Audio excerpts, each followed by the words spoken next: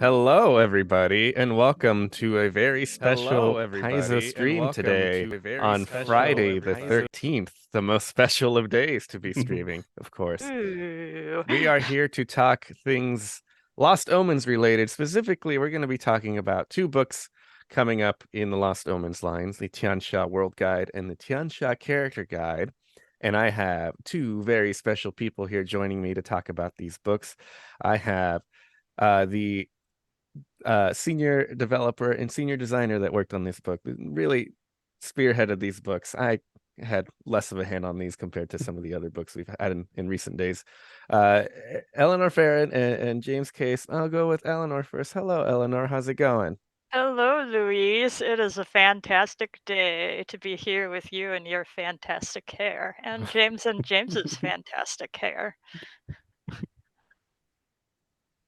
James, yes, Awesome. how are you? Hi, I'm James Case. I'm senior designer on the Rules and Lore team, and I was the design lead on this book. And this is a fantastic day. In the process of this, we are putting together the finishing touches on sending the World Guide to the printer. So things are turning into reality. This is a project Eleanor and I have been working on for quite some time, along with a number of very, very cool authors and artists, and we are so happy to start sharing it with everyone. Yeah, absolutely. And I think we showed people the cover for the Lost Omens, or excuse me, Tian Xia World Guide, Lost Omens Tian Xia World Guide. It's a long name, the Tian Xia World Guide.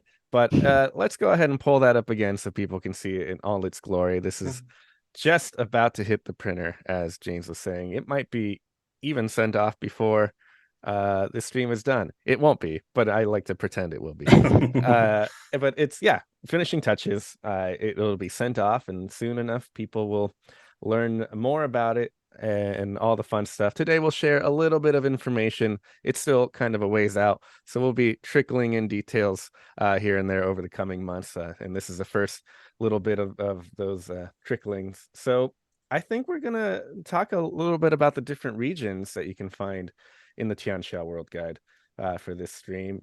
And I think it looks like we're gonna have Eleanor talk a little bit first about the first region we're talking about today, which is Minata. Oh, you gave me such a hard one, James, because Banana has so many little islands and so many little people and tribes and everything that there's almost as much stuff in Minata as there is the rest of Tiansha, and it's It is it's a hard to very cover diverse it area all. for sure. Yeah, I'm sure that some people will recognize the Filipino influence on the area. I believe we've got some art up on the screen of a dancing festival that takes place in that where people go from town to town and the holiday lasts as long as the procession can keep going, which sounds exhausted to me. But Minata used to be a very raid-based and warring island area. They've suffered invasions and they've repelled them all, both because of the amazing sailors and warriors there, and also because the place is covered with reefs, reefs that are supposedly the bodies of dead dragons from like before history. The last empire that tried to invade was from what would become Minkai. It was called the Teikoku Shogunate, and they came there and they all crashed on the reefs and got slaughtered. And finally, they said, "This place is impregnable. Nobody else go here," and nobody else has gone there since. Now there's a lot of peacetime, prosperity, and because of that, all of the people there have kind of these ritualized feasts and meetings and all these inter-clan and intertribal relationships they have to keep up, and it's so complicated that they openly say things like, "Man, this was so much easier when we just used to stab each other. I would rather stab somebody than do another feast where I have to decide who sits where without insulting anybody." But they still do that. um if an adventurer shows up, they might get paraded around by the first people they meet to go, "Oh, look at this shiny adventurer we have and you don't have," and you have to deal with that sort of thing. But it's really an amazing conglomeration of cultures and people. we've got, I believe, Ryu, you can cue. There's a picture of, I think, a dancer um, from one of the festivals. Yeah, we've got. This is a picture of a dancer that is playing the part of a hero for another holiday. Um, each community will have people portraying their best heroes from their tribes and communities as just sort of a celebration of themselves. Um, we've got entries on all the different, like not even all the different people, just large major ethnic groups of humans. Just to start off with, you can if you move to the next art piece, I think we have a picture of the Nisama, who are primarily ocean-going people, and are well known for their decorative silks. And you see she has this protective head wrap because they're always out on the sea, always out in the sun. There's not a lot of ways to escape exposure to the elements, I and love they have the like these. I love the Yeah, number of different costumes and stuff that you see throughout the book, but in this section specifically that are just kind of pulling on a lot of different regions. I yeah, love the fish gun that she has. fish gun, fish Yeah. gun. And that's just the humans. We have, like, even just as mentioning the people in the area, it mentions not only humans, you've got sprites, you've got spirits, you've got goblins, you've got tusk cyclopses, lizard I, folk, I think we said in the Wayang. announcement blog we had one of the new lizard folk groups is kind of based on this folklore as well. Yep. That's cool. Eat the And moon. one of the new ancestries, which we haven't announced yet, is primarily from Minata. So there's your one hint from me on that new ancestry. It is a primarily Minata ancestry, and you will just have to consider what that might be. Hmm, cool. Any other fun little hints or or details about Minata you want to say before we move on to our next location? there is so much there is so much destruction in the history, like awe-inspiring. And I don't mean just like warfare or anything. I mean that they say that the islands were formed because some dragons got into a fight and accidentally woke up a serpent so big it could eat dragons like krill, and it just thrashed around and smashed all the islands up and ate all the dragons and then went back to sleep. There's a lot of, I think it used to be more of its own nation. There was one of the things we're doing a lot is getting into kind of the like ancient prehistory of this region. And there used to be the Taumata Empire around here, which definitely got not lost in a giant cataclysm at some point. We've talked about this a little bit in past stuff like Ruby Phoenix and Monsters of Myth. So this is kind of seeing the layers, the different strata of history there is, the time of kind of pre-Earthfall and then getting into it and what it looks like now. Yeah, Mhm. it's also interesting in that it's stated, I think, that the first humans came to Tianxia through Minata. So this is where humanity came in. The first Tian humans were Minatans. The first Tian Empire might have been the Taotama Empire, which makes these tantalizing hints of the Taotama Empire that still remain in Minata super interesting to historians. And um, I one of the new gods in this section, which I won't say anything more about, is stated to be the ancestors of all the Minatans and therefore the ancestors of all of Tianxia by that logic. It's also good stuff. So there's some fascinating lore tidbits in there. Speaking of we like ancient history stuff. The next region we're talking about, I'm going to talk about it.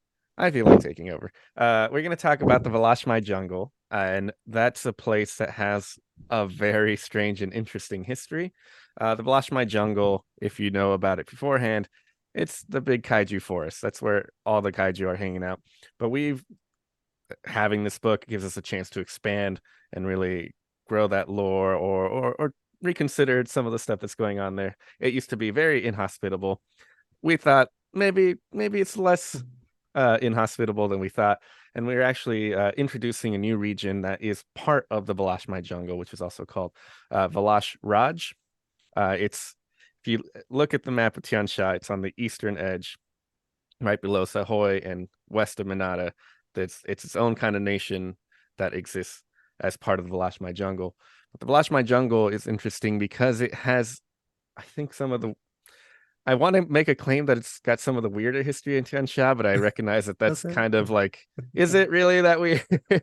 We talked about it before when we first talked about it in first edition, that there were an ancient people called the Valashai that lived there, and we give you a little bit more about the history about how the Velashmai jungle came to be formed. It was actually formed ages past, back before the Age of Serpents, by Munsahir people. Munsahir are new names for Azers, if I remember right. And there's a lot of elemental power being used to kind of form the Velashmai jungle, creates a lot of weird areas and stuff, brings the forest to life. And then that kind of ended that the reign of the Munsahir, the Jade Hegemon kind of ended. And then here come the Velashai, who we're gonna learn in this book are actually giant reptilians from space. Like you Big do. old, Like you do. 3 times the height of a person, big lizards that had their own big empire and had their own people working beneath them, and they're very oppressive and all this other stuff. And there were all these rebellions, and eventually the Velashai were overtaken by people, and these were the people that eventually their descendants became the cat folk and lizard folk and tripkeys. Frog people are tripkeys that live in the Velashmai jungle nowadays, and they live among Valash Raj as well. And the Velashmai jungle is still full of kaiju. That's still true. And there's just a lot of little pockets of safety around the area. On the northern end of the Velashmai jungle, we saw in the artwork there was this settlement, and that's the settlement of Kutaban. It's built beneath the ribs of a dead kaiju, which means it's safe because other kaiju know, like, oh well, that's where Jim died, so we don't go there anymore. And it's kind of on the northern border between the Velashmai jungle and Nagajor, and just there's little bits like this all throughout. And among Velashmai jungle and Valash Raj are the kaiju collars, which will be our next piece of art, I think. Let's see if I got this order right. Yes, this is one of the catfolk kaiju collars who use their abilities, their skills, their knowledge, their magic, whatever it might be, to pacify, not outright like put to sleep a kaiju, but maybe help redirect them as they're traveling to help them avoid stomping on your nearby villages or things like that. There are dozens of kaiju collars that live throughout the region that help kind of makes living in the area possible. Valash Raj has a Raja who has royal kaiju collars, who are the best of the best and do this kind of stuff. And you'll be learning about a lot of the different weird things going on in the Velashmai jungle. One of them that comes to mind is the Emerald Mile, which is just a crystallized flame that over time kind of buds and like fruits with emeralds, and you can collect them, and then cool, you have an emerald. But if you leave them alone for too long, the emeralds grow into monsters, and there are just more monsters of the Velashmai jungle. It's kind of a self-perpetuating, full of monsters area. Pretty bad. That's why you got to have kaiju collars and monster hunters and all that stuff to get around. And there's just a lot of natural dangers as well. You have monsoon season that comes in, and the whole area gets flooded. And instead of traveling on the normal paths and stuff like that, you have to take a boat, get around stuff like that. Then you got the dry season, and of course, you have the third season of the year, which is dinosaur season. It is the worst season. The worst of seasons. There are a lot of dinosaurs that live in the Velashmai jungle, and wouldn't you know it, their eggs all tend to hatch around the same time of the year, and all the baby dinosaurs are hungry and just go everywhere. And dinosaur season is something you got to be really on the lookout for. That's when you got to try to be keeping all your food indoors so none of the dinosaurs come and eat it. To go out and mush all those dinosaurs. You go out and do a lot of culling of these to keep populations at a safe level, which is instead of 10,000 dinosaurs, there's only 2,000 dinosaurs around, things like that. And there's also, like I said, a lot of different pockets of safety. You're going to meet a lot of different people that live here. There's a bunch of different settlements, like Kutaban. And the final piece of art I have for this region is the leader of Kutaban, who is a lizard folk that is more crocodilian in appearance than your typical lizard folk. This is Sujana Mahad, who is the leader of Kutaban. They're currently in charge of this settlement, which makes trade with a lot of the other places outside of the Blashmai jungle, and is kind of trying to just keep this place safe as best as they can, considering dinosaur season happens and stuff like that. But yeah, Velashmai jungle, lots of dangers and stuff. You learn about a bunch of different kaiju. You learn about the Raja that rules in Velash Raj, and some of the other hazards that tend to occur here. This is one of the regions where, kind of looking at where we had areas before, we realized there wasn't as much kind of down the south. And I remember, Eleanor, when me and you were kind of putting together the outline, we were like, well, we should have something down here, but like it's full of kaiju. So how would we do that? And so one of the things the freelancers really worked on was being like, okay, well, people always said that there wasn't anything down here. So like, how would you have these cities and these settlements and these like kind of thriving civilizations in like such a hazardous location? And I really like what everyone came up with. Yeah, it's a really interesting place. I see a lot of people referencing Monster Hunter, and yes, it is specifically stated that the people going out and keeping monster populations down will haul back monster parts for armor and weapons for the royal hunters and the royal kaiju callers. Yeah. And even with the kaiju collars, they still can't stop every kaiju. Sometimes your village gets stepped on, even with all the best kaiju collars around. So it's just a thing to always be aware of. A lot of weird dangers here. And I think we got another weird area that we're I going to think talk we do about. too. It's Friday the 13th, everybody. And that means we're going to go to one of there are a couple of them, spooky sections in Tian Xia. This one is Wansho. So let's take a look at Wansho. This is an agricultural district with absolutely nothing else going on in it. Absolutely nothing else is going on in Wansho. It is one of the historical breadbaskets of Tian Xia. It provided rice and other grains for the Longhua Empire, and they grew to over rely and kind of tax this region more.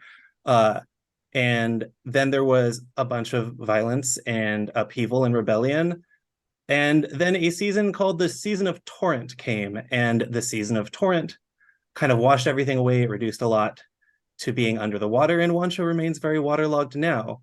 But thankfully, it was saved and brought into prosperity by the divine savior, Zanagor. The divine savior is the benevolent leader of Wansho, and is definitely not an elder kraken that controls the entire population through a campaign of mind control, paranoia, and just general good old-fashioned propaganda. We've kind of alluded to him before, but here he is in all of his glory. I really like this art piece. I think it's really cool and spooky, and gets that across. And I also really like the red scheme. This is a little bit of a callback to the Akro Kamui, which is a very large octopus spirit from Ainu mythology here. So this kind of waterlogged, very haunted region is one that kind of, we have regions like Chuye, which are filled with Oni. We have regions like Shenmen that are filled with ghosts and Jorogumo. This one is very much about the dead and kind of spirits of the water and that kind of thing. And with that focus on water, we got to do one of the things that we like to do the most with our art team and get some kind of concept art for how the region might come together.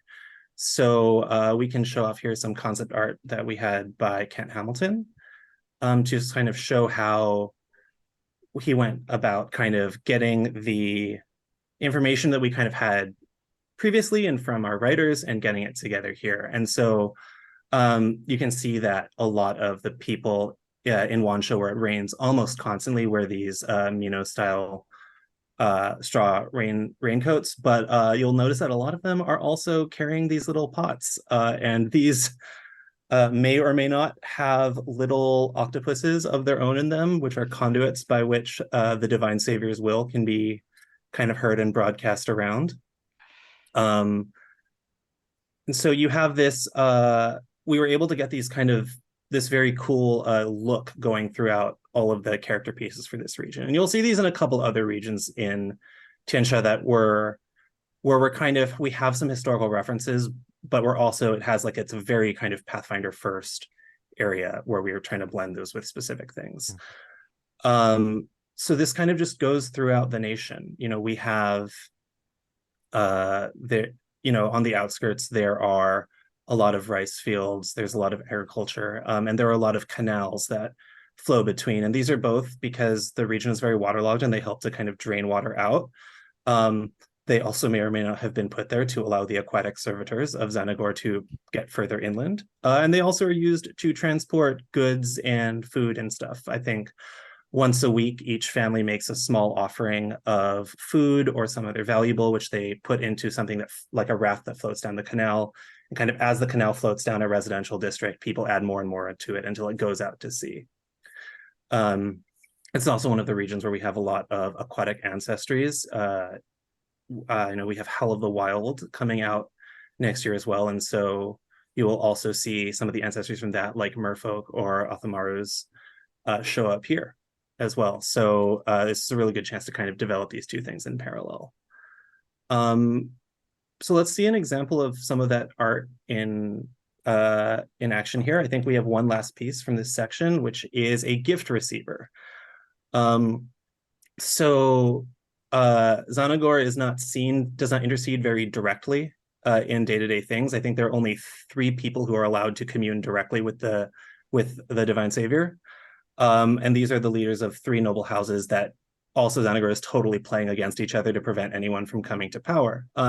So because you have this environment where there's a lot of intrigue and kind of noble plays for power, and there's also there are also underground resistance movements and that sort of thing going on. You also have certain specialized occupations like a gift receiver.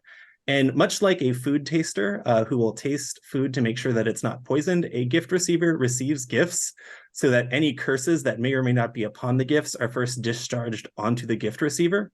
And then the perfectly normal, no longer cursed object can just be taken into the noble house as normal.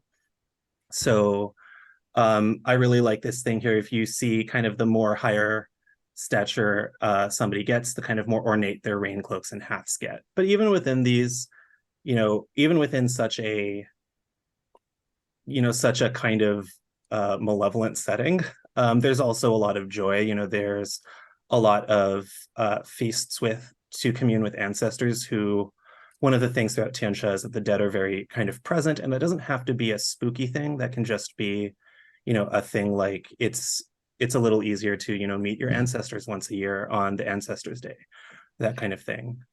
Honestly, Wansho's description in the book starts out very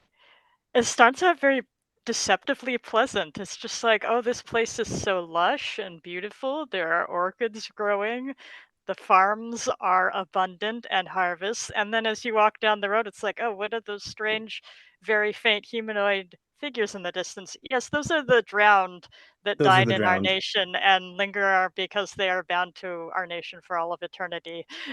Yeah, It's just like, oh, mm, but that's okay, I see the coexistence. problem here. But otherwise, it's just like, oh yeah, this is a nice place to live.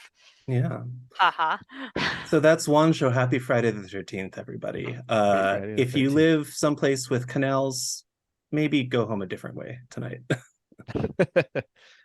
Well, we have our divine leader for one show here, but we're also going to talk about some other divine beings on this stream today. Let's talk about a few gods.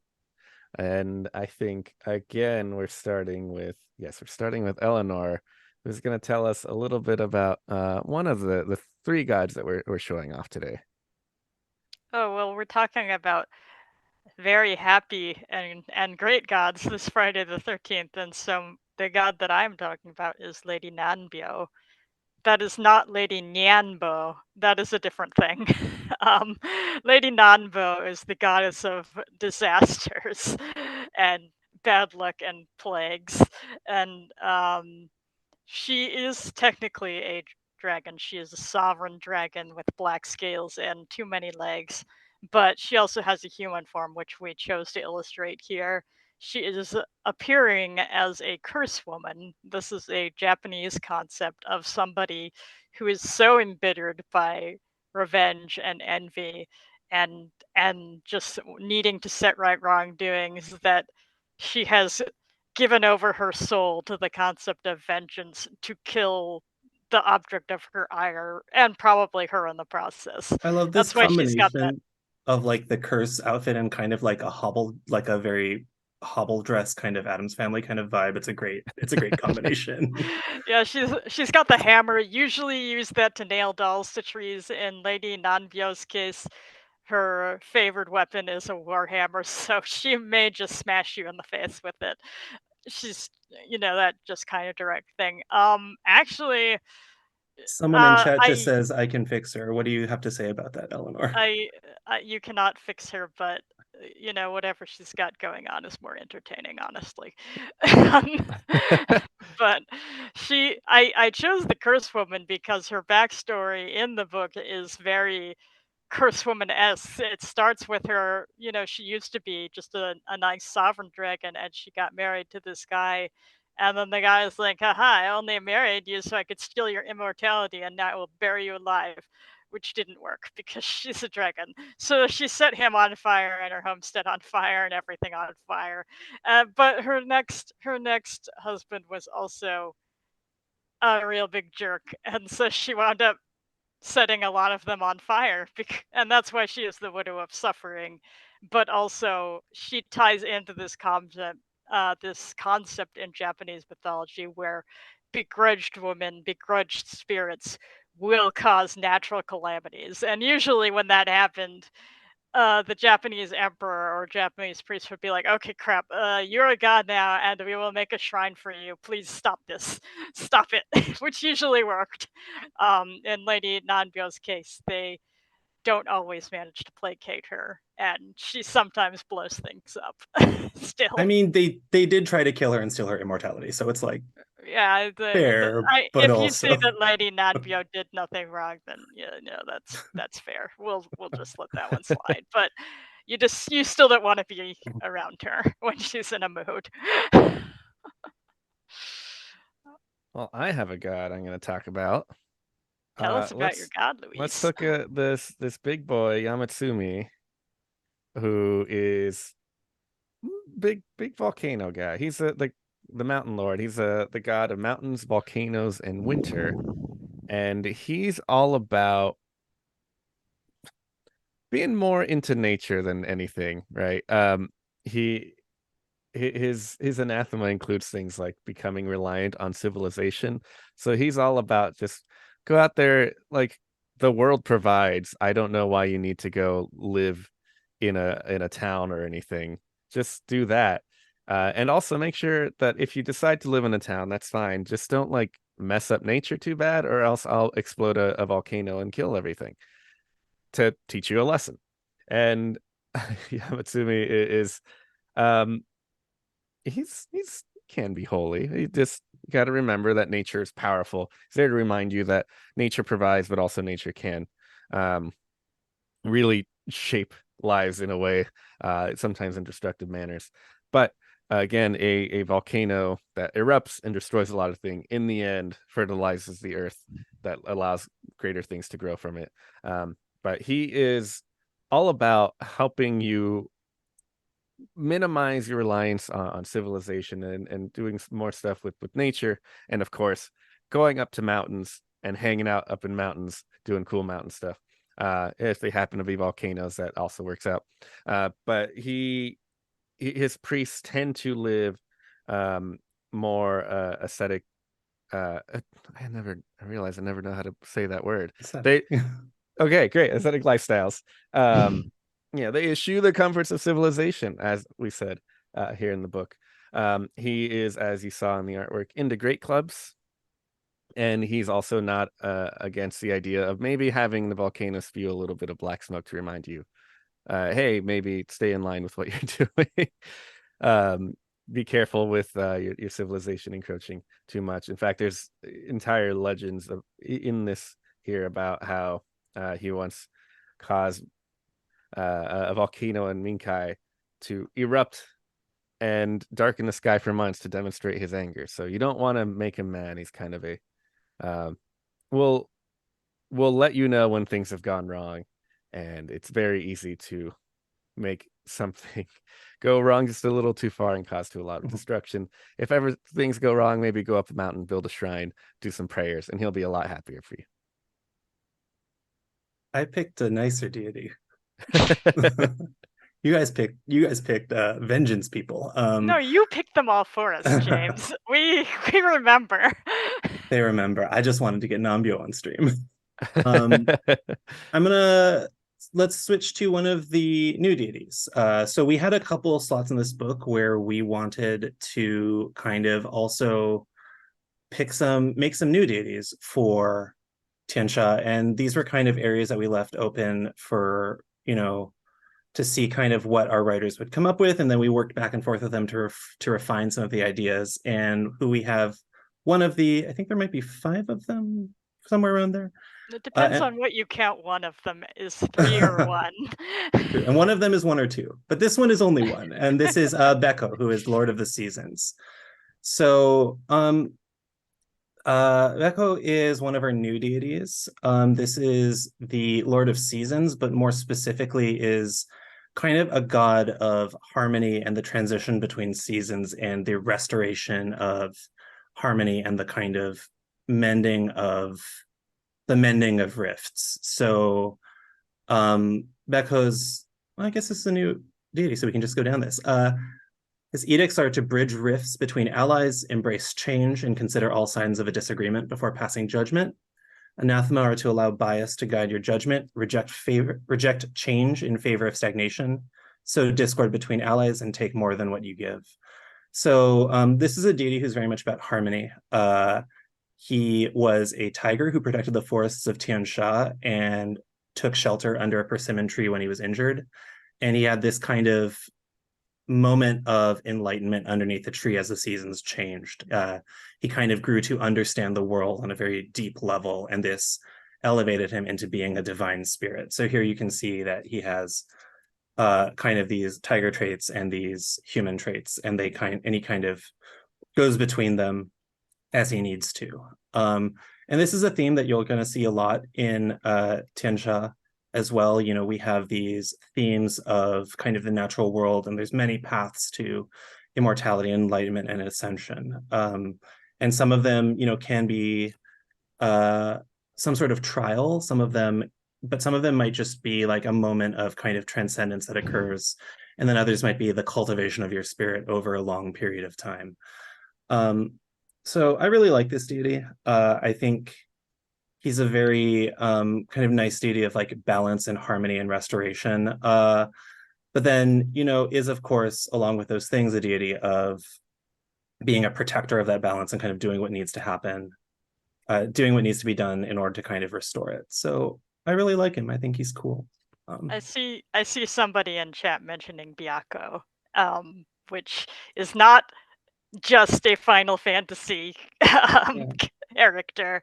The White Tiger Directional Guardian is a theme in East Asian culture. And obviously Beko is drawing some influence from that. But and you will likely see other media drawing influence from the White Tiger. Yeah, I think he was a conventional tiger, and then in his moment of enlightenment he becomes Snow White there.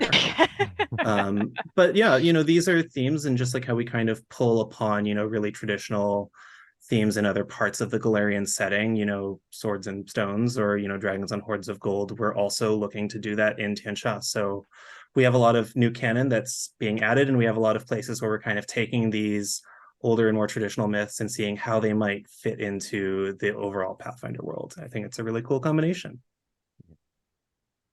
In addition to the gods, we're also going to be featuring a few philosophies that we might talk about in the future. And there's also the tests of virtue. James, do you want to tell me what the tests of virtue are? Yeah, so the world guide is very much our setting book. We do have some mechanics in it, like we have new deities for players to worship. We have some monsters for you to assail your players with, eat their gold with. But one of the things that we do have here are some new rituals. So these are rituals with a new trait. These are called trials. And what trials are is that they have both the initial components of a ritual, but they also have some sort of kind of more narrative trial that you have to do and maintain, and can add edicts and anathema to you that kind of you have the benefits of this ritual for long as you maintain these edicts or anathema. And the one that we have here we're going to show off is called the Unseeing Blade Master. The Unseeing Blade Master is a trial where essentially by forgoing your sight, because your sight can be, your mortal eyes are flawed, they only see what's in front of them. But by doing this trial, you can rely on your other senses and kind of get instinct from the universe. So this is a trial you do. And if you basically call a spirit into your sword, and then the trial begins. And once you've used that sword against 20 enemies who you cannot see, you gain the blind fight feat. If you critically succeed, then you can defeat an enemy in single combat to gain this benefit. And then you have this ability for as long as you cover your eyes before you fight, an enemy, and you have this ability that just kind of stays with you. And so these are a new class of ritual that we are kind of debuting in Tian Xia that kind of speak to the narratives that we see in this sort of fiction. Yeah, we wanted. You can see a lot of things in Asian fiction where, somebody chants holy sutras for like 100 days straight, and the gods are like, wow, that was really awesome, and they give them powers. So we wanted to channel that kind of story into Pathfinder with these rituals. Someone in the chat is saying it invokes Shensha tribulation type vibes, and that is very much the inspiration, the tests of cultivation and that sort of thing. It's one of them. Yeah, one of them. There's a like number. I was thinking of like South Asian stories of these people being blessed by the gods. James was saying that the world guide doesn't have too much in terms of character options, so maybe we should turn our focus instead to the Tian Xia character guide and maybe tell people a little bit about these character options that are coming down the road. I feel like you two know these a little bit better, so I'm going to let Eleanor take the lead with the first one here. And I don't know. I think this one will be fun. We'll see. We'll see what people think. Okay. I think a lot of people have guessed it already, so I wanted to make it an official thing. People have been guessing that the Tsukumogami, which are basically Japanese yokai that originated from just everyday objects that have grown so old or have been taken such good care of and become alive because of all of that care or sometimes lack of care. Depending. Yeah, depending. How angry they are depends on how well you cared for them. But usually, as if you have something that's like 100 years old, it might come to life. And so we wanted, yeah, everybody thought of it. We also thought of it. And the Tsukumogami is a heritage for the Poppet because they share the same constructed background. So the character guide is going to have Tsukumogami Poppets. We've got this one. James, what's the name of this one again? I think you remember better than me. Koto Furunushi. Yeah, this is like a biwa or an instrument that was taken care of and became a yokai, and is obviously having a great time playing himself? Question mark. Having a rocking time at karaoke night. Um, And this is but kind of one of their main heritage abilities is that you can get a +2, or I forget what the bonus is. You get a certain bonus to the skill that relates to the object you were before you awakened as a Tsukumogami.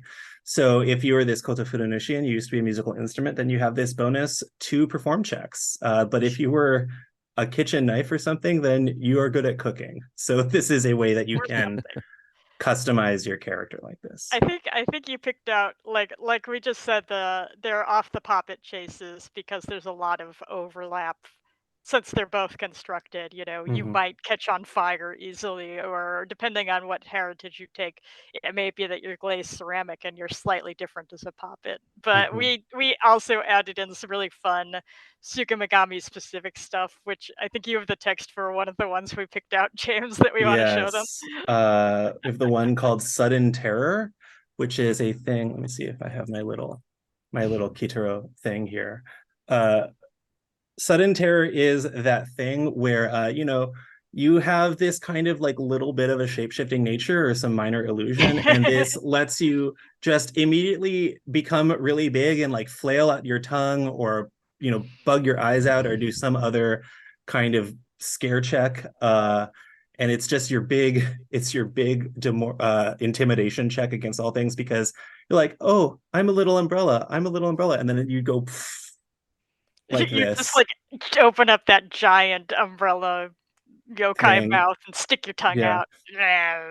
And that's very much a thing you see in a lot of, like old like yokai fiction, where they just, they kind of get really big to spook people and that kind of thing. So yeah. And then like Eleanor said, the puppets were very much designed to be kind of always made out of straw or cloth or that kind of thing. So they have a weakness to fire. And we introduce here, because Skomami tend to be made out of a slightly wider variety of materials, like some ways to kind of change it around. So you're always going to be weak to something, but if you're made out of metal, you might be weak to electricity instead, for instance. So yeah. In a similar vein, we also have something else to talk about. James, do you want to tell us a little bit about some of the familiar options coming down the road? Yeah. So we do have a lot of familiar type of stuff in this coming up in the character guide. And one thing that we have coming up as a new class of familiar, it's kind of similar here, are paper familiars. So we were looking at ways that we have things that are kind of in common in multiple cultures that we're pulling from. And it turns out that making objects out of paper is something that people have been doing for a very long time. So this can both involve, the Wangs are a ancestry coming in the Tianxia character guide, but they're also a type of puppet, from real life. So we wanted to introduce these here as well. You can also see some good old fashioned shikigami on the left, and a lantern on the right. So these are new familiar ability. These are new types of familiars, of which we have several. I think the Shikigami one lets you put it has an ability called Seal Bearer, where you can put a little symbol on it that has some elemental magic associated with it. The Wang puppet can project its shadow to kind of grab things that are a little far away. So there's a lot of fun type of things there. Eleanor, I believe there's also the Tapir Sage. Um, I Oh yes, as a familiar, yes, the taper sage, and a little fun one that will be showing up in the character guide and world guide, called Asunda Flora, but that's all I'll say about it. But yeah, but there's a lot of fun familiars and animal companions in that book yeah. as well. I I also see somebody wondering if you burn those cute little paper familiars. It may depend on whether you're playing a witch or not. Yeah. You only have one familiar, but it does have a special ability called mass produced, where if it dies, you can rebind its spirit to another paper doll in the next morning. So, be nice to it, but also it's maybe a little more A little more expendable. We all know how many of you use the final sacrifice spell. We know how it works. Yeah, and then with that, we also have a number of new animal companions as well. I will not talk about any of them except by saying one is called Durian Crab and its ability is called Crab Cannon. I think that's all. That's all. I remember working on that guy. Was there, am I misremembering, was there one more familiar thing we wanted to say, or was that all of it? Did you want to talk about Yeah, we the can. familiar sage? I guess we're talking about the familiar sage, We could which just is say We it's could a just thing. we could just drop that name and run if you wanted. I mean, we could drop that name and say it's an archetype and then run. Okay, yeah, let's move on. Let's do that. Okay. We saw the Wayang familiar, but we have also talked about the Wayang ancestry in the past, and we're being very mean and not sharing any of the new ancestries that we have yet to announce this stream because the character guide is still a long ways out. So we need to, you know, you'll learn about it Keep you guys coming the back. in the future. But I think we can at least tell you a little bit about some of the ancestries we have talked about, the Samsara and the Tanuki and the Wayang ancestries. So I think we each prepared a little spoiler. I will go first because I'm already talking, and I will talk about my Wayang spoiler, which I still have pulled up right here, of course. It's a level 13 feat ancestry feat called Palm Leaf Silhouette.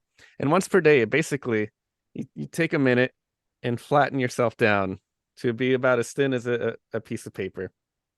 And then you can like slide under doors and stuff and get around in really weird ways because you are a living shadow puppet in a sense that can kind of become just enter the flat 2D plane and go where you need to.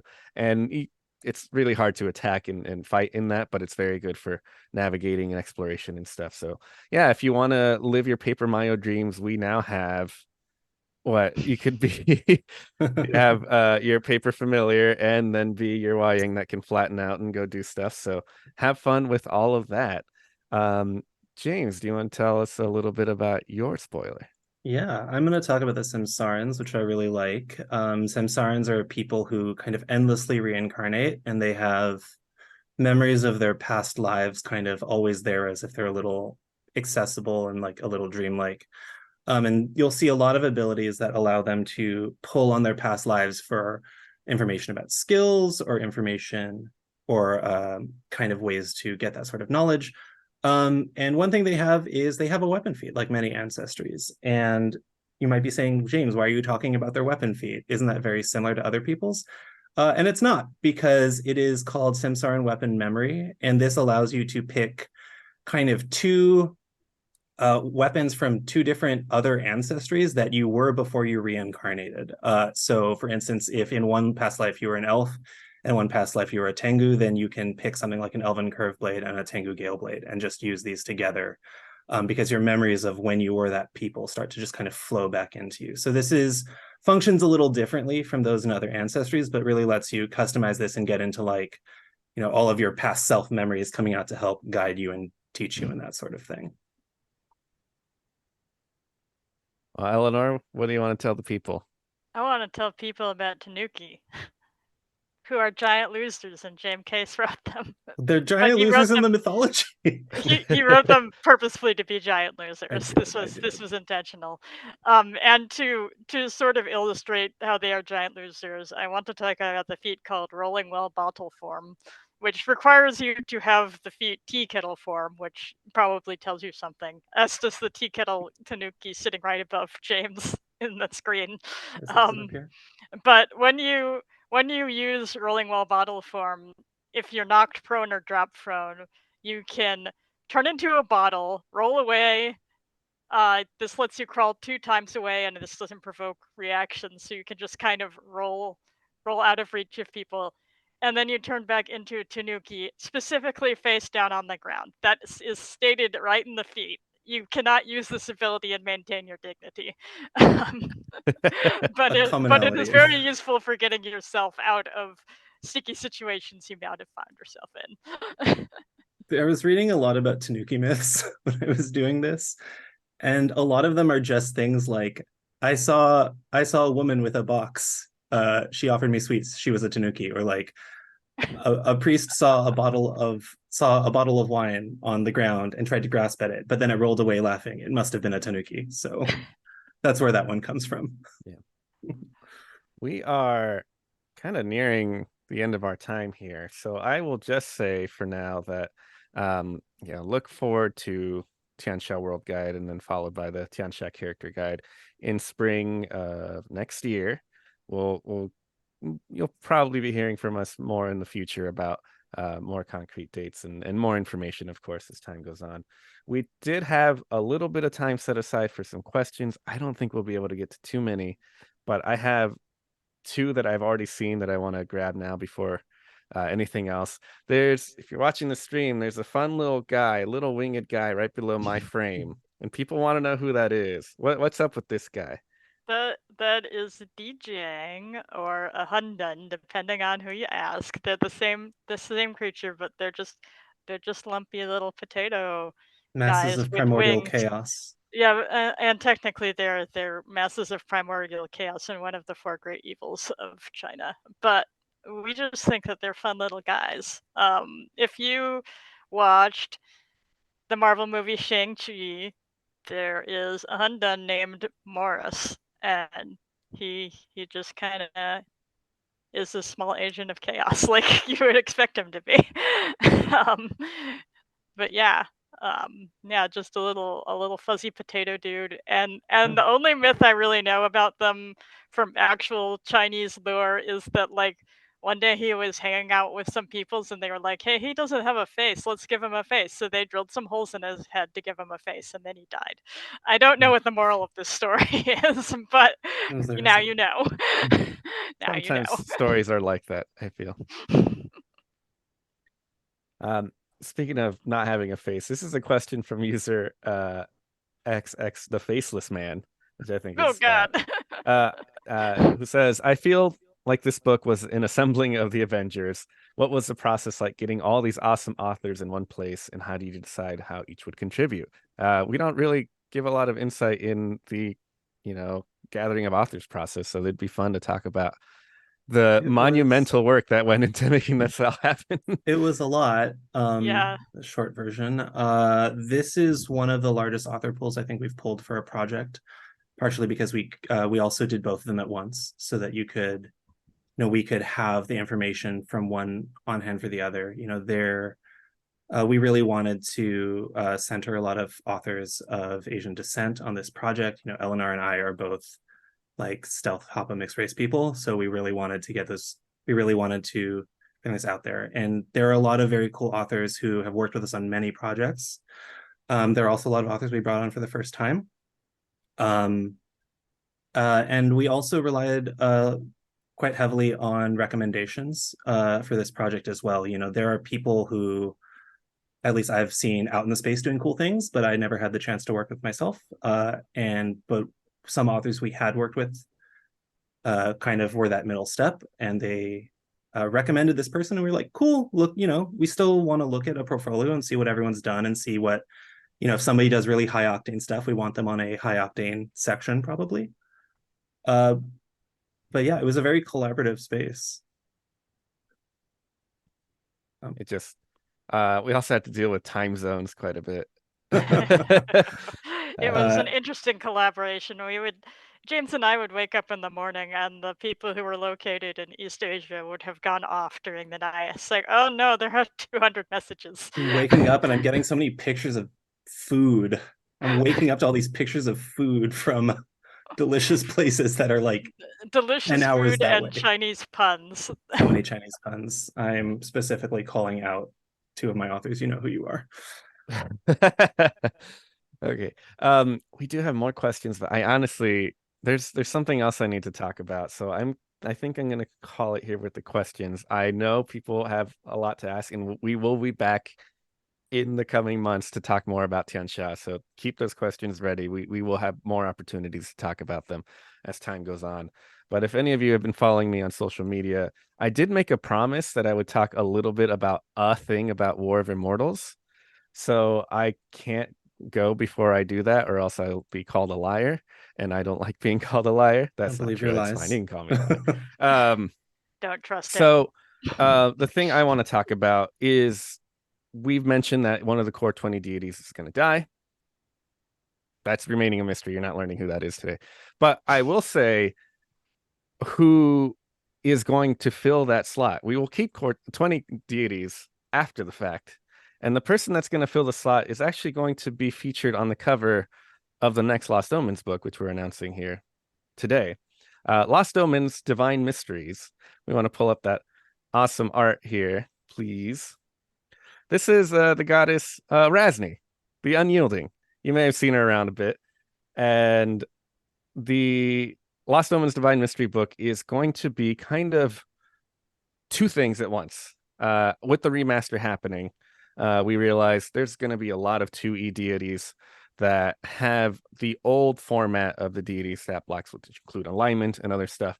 And it would be really mean of us to just tell you to update that yourself. So this is going to take a good chunk of the information you found in Lost Omens Gods and Magic and update that to the remastered rules, give you things like the divine sanctifications. It's going to have the updated domains. We're going to try to compile as many of the domains as possible that have come out in 2E's release up to this point, all under one book. So you don't have to go flipping around to find the toil domain in Rage of Elements and, you know, all these other stuff. And we're also going to be taking the core deity entries there and expanding them a bit. So, you know, we had 2 pages prior. They're going to have a little bit more space there to talk about them and stuff like that. And then we're also going to be introducing new gods.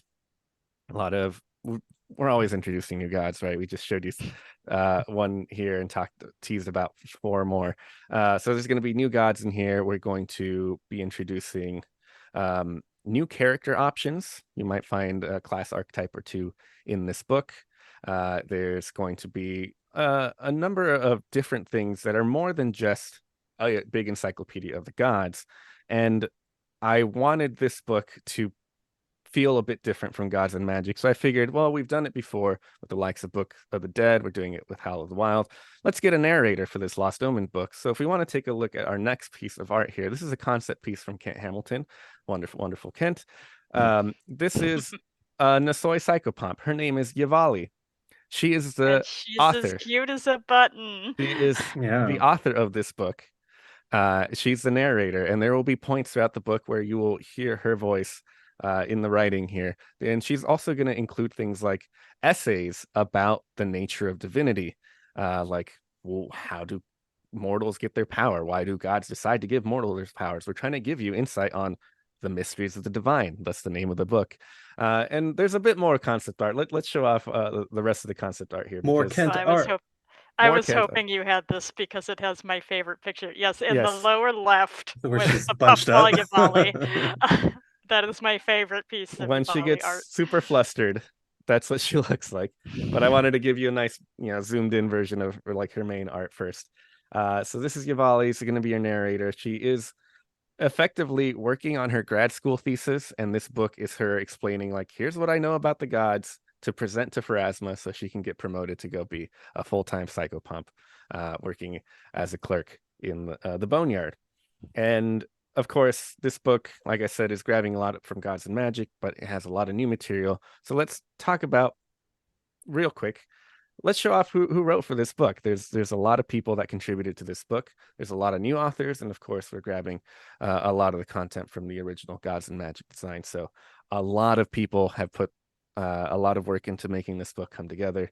This book is going to be jam-packed with stuff, and that will be our 3rd and final book for the Lost Omens line in 2024. If you know any of these people that you've seen here, whether they're the new authors or the ones from the original Gods and Magic Lost Omens book, go say thanks. They put in a lot of hard work into this. And yeah, so that's your one little bit about the War of Immortals. Erasni is going to be our 20th deity. Stepping up. Begrudgingly. If we could go back to that cover art real quick, the one thing I wanted to point out is Erasni has changed just a little bit. She was a lich for a long time, and a lot of her artwork prior to this was still depicting her kind of in a lichy state. She still had kind of the pale undead look. It's hard to shake on death. Her color was different, and now she's kind of more back toward her natural human look from when she was immortal before she um, ascended to divinity. But there's that streak of that kind of pale lavender to kind of remind her that, you know, hey, you were a lich. This is something that affected you. But that is her, and of course now you know that's Yavali on her hand, hanging out. And you know, maybe doing a little bit of research, learning about who this new Core 20 god is for Lost Omens Divine Mysteries. I And I love think, yeah, the kind of stained glass in the background. It's yes, kind of like some of our iconic deity art in that style. It yes, looks really good. exactly. I do Uh, see somebody asking if Erasni still allows evilish followers, which the answer yes. is no, alignment is gone. No, yes. But however, she does still grant power to some people that may not She be she so she nice. allows holy or unholy if you're so into that. So if you want to do that kind of stuff, go for it. You'll learn more about Erasni and her kind of state as a core pantheon god at that point in Divine Mysteries next year.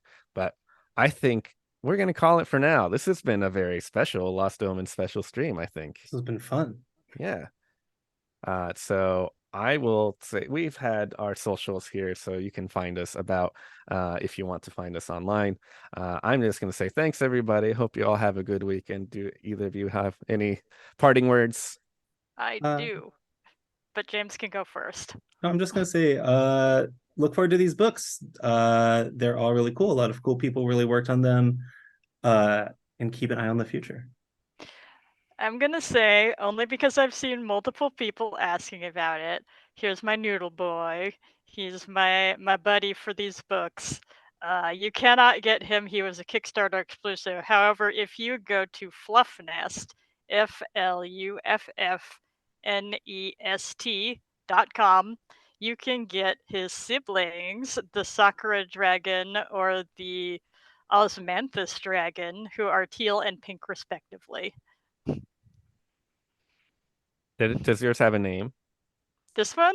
Yeah. I think that technically he has a name that was given to him, but I don't have the tags with him That's all right. anymore. On our plushy sponsor. Okay, well, that's fine. He's still cute as a button. Well, I will say thank you, everybody, and we'll see you next time.